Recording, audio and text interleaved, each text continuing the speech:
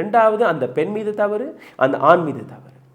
நிச்சயமாக இது ஒரு பாடமாக எடுத்து வைத்து அந்த ஆண் நண்பர் மீதும் ஒரு வழக்கு போடப்பட வேண்டும். எதற்காக? ஒரு பெண்ணை தனிமையில் இது போன்ற கிரிமினல் ஆக்டிவிட்டி நடக்கக்கூடிய இடத்திற்கு நீ கூட்டி சென்றா. இன்னைக்கு யாருக்கு பிரச்சனை? அந்த பெண்ணிற்கு தானே. 20 வயது MBA படிக்க போகிறது என்று வீட்டில் இருக்கக்கூடிய குடும்பத்தினர்கள் பணத்தை செலவழித்து அந்த பெண் மீது நம்பிக்கை வைத்து அவரை கல்லூரிக்கு அனுப்புகிறார்கள்.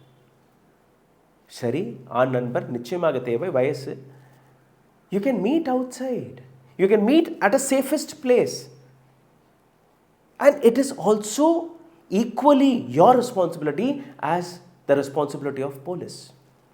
போலீஸ்க்கு எத்தனை ரெஸ்பான்சிபிலிட்டிஸ் இருக்கோ அதே மாதிரியான இந்த ரெஸ்பான்சிபிலிட்டி உங்கள் மீதும் இருக்கிறது. You have to accept this. Not safe place after 8 PM. இந்த இடத்தை பற்றி நீங்கள் பார்த்தீர்கள்னா 8 மணிக்கு மேலே அந்த இடம் சேஃப் கிடையாது என்று கூறுகிறார்கள். ராபர்ஸ், செயின் ஸ்நாச்சர்ஸ், ட்ரங்கர்ஸ், இந்த அனைத்து நபர்களுமே அங்கே வந்து போவதாக ஒரு ரெக்கார்டு அங்கே இருக்கிறது. அந்த இடத்திற்கு நீங்கள் கூட்டி சென்றிருக்கிறீர்கள் ஒரு பெண்ணை.